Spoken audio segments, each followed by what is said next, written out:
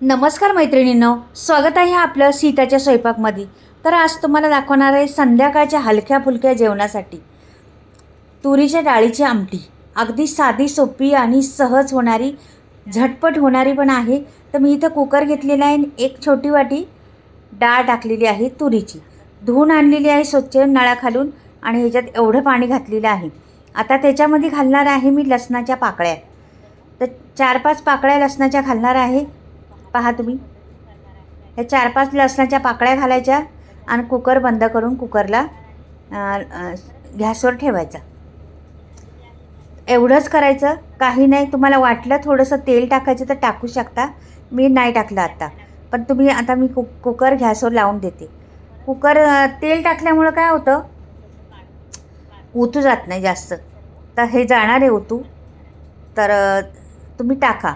आता 3 शिट्ट्या झालेल्या आहेत, हे बघा ओतू किडले कुकरवर वरती आलेलं आहे। तर जरा तेल टाकलं ना, साजूक तूप टाकायचं, नाही तर तेल टाकायचं, तर छान मग उतू येत नाही जास्त। तर थोडंसं उतू आलं होतं इकडे, मी नाही टाकल्यामुळं। तर तुमच्याकडं वाटलं तुम्हाला तर टाकू शकता। डाळ छान गळलेली आहे, तरी मी जरा रवीने हलवते तिला। आणि ही आमटी झटपट होणारी आहे, आणि संध्याकाळी आपलं कसं जास्त जेवण नको, हलकं फुलकं जेवण हवे असतं आपल्याला, त्याच्यामुळं अशी आमटी करा। खूप अप्रतिम लागते, टेस्ट भरपूर आहे तिला। तर अशी तुरीच्या डाळीची आमटी करून पहा मैत्रिणींनो एकदा, खरंच भरपूर म्हणजे छानच लागते ती आमटी। तर आता हे झालेलं आहे, मी एक भांडं ठेवलेलं आहे, आणि त्याच्यावर गॅसवर आता फोडणी देणार आहे तिला। एक अर्धी पळी तेल घातलेलं आहे, तेल पण जास्त वापरायचं नाही त्याला, थोडंच वापरायचं। आणि ही आमटी पातळ लागते, भातावर मस्त आपली वरपून खायची, खूप छान लागते, म्हणून पातळ करायची आमटी ही कधी पण। तर आता मी इथे ठेवलेलं आहे, याच्यात टाकली आहे मोहरी। मोहरीला छान फुलून द्यायचं, नंतर आपल्याला जिरं टाकायचं। हे बघा, जिरं आणि मोहरी छान फुलली का दुसरं प्रोसेस करायला मोकळं। तेजपत्ता टाकलेला आहे एक, आणि कढीपत्त्याची पानं पण टाकलेली आहे, आणि एक मिरची कापली होती ती पण टाकलेली आहे। लसूण ठेचून घेतलेला आहे तो पण टाकलेला आहे, आणि कोथिंबीर टाकायची भरपूर सारी। हे बघा, भरपूर सारी कोथिंबीर टाकायची। ही फोडणी छान करपून घ्यायची, मस्त अशी खमंग झाली पाहिजे फोडणी, ह्याची काळजी घ्यायची। आणि इथे टाकलेलं आहे मी कोकम, फोडणीतच कोकम टाकायचा, म्हणजे छान ते फ्राय होते त्याच्यामध्ये, आणि स्वाद पण उतरतो, त्याच्यामुळं कोकम त्याच्यात टाकायचं। तुमच्याकडं आता इथे लाल तिखट, धणे, गरम मसाला, हळद आणि हिंग हे सर्व टाकायचं। हिंग तर टाकायचाच, हिंगाने स्वाद छान येतो। आणि आपल्याला आमटी करायची त्यामुळे तिखट टाकलेलं आहे, 1 चमचा टाकलेला आहे, जास्त नाही टाकायचं, 1च चमचा। आता लगेच आपल्याला हे टाकून द्यायचं, जरा हलवायचं, आणि लगेच वरून आपलं ती डाळ शिजलेली ओतायची, करपून द्यायचं नाही जरा पण। हे बघा, छान डाळ शिजलेली होती, आणि छान आता मी जेवढं हवी तेवढं मी केलेलं आहे। मला आता पातळ लागतं बघा, पातळच केलेलं आहे, जास्त घट्ट नाही। आणि मग रंग पहा किती सुरेख आलेला आहे। थोडासा गूळ टाकायचा, लिंबा एवढा, आणि कोकम टाकल्यामुळं गुळाने आणि कोकमाने स्वाद खूप छान येतो आमटीला। मस्त भातावर गरमागरम भात वाफाळलेला, आणि ह्या आमटीवरून होता, फार अप्रतिम लागती। साध्या सोप्या पद्धतीतली आमटी आहे, पण फार खमंग लागणारी आहे मैत्रिणींनो। संध्याकाळच्या जेवणासाठी नक्कीच करून पहा अशी आमटी, खूप टेस्टी लागते, खूप छान लागते। आणि तुरीची डाळीची आमटी चवीला फार छान लागते। आता मीठ टाकायचं चवीनुसार।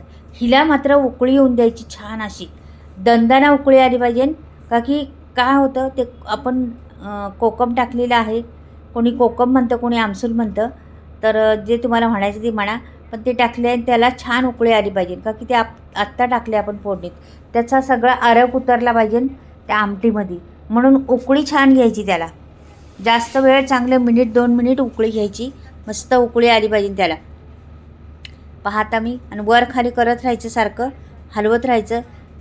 खाली कशी डाळ असते ना, आपण जास्त गॅस फास्ट केल्यानंतर डाळ खाली लागण्याचा चान्स असतो, म्हणून तिला वर खाली करत राहायचं, मग डाळ लागत नाही, आणि छान अशी खरपूस खमंग डाळ बनते।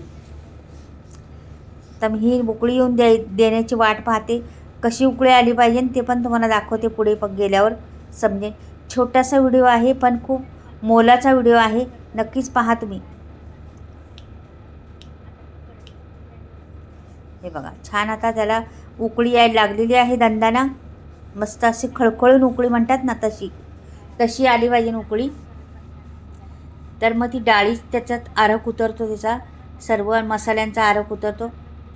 हे बघा आपण वरण करतो, एक उकळी आली तरी बास करतो, का की फोडणीच दिलेली असते त्याला. आता पण आपण फोडणी ह्याला पण दिली, पण कोकम टाकलेला आहे, कोकमाचा आरक उतरला पाहिजे त्याच्यामध्ये, म्हणून छान उकळी येऊन द्यायची त्याला. असं चांगलं मिनिटभर उकळून द्यायचं त्याला मस्त.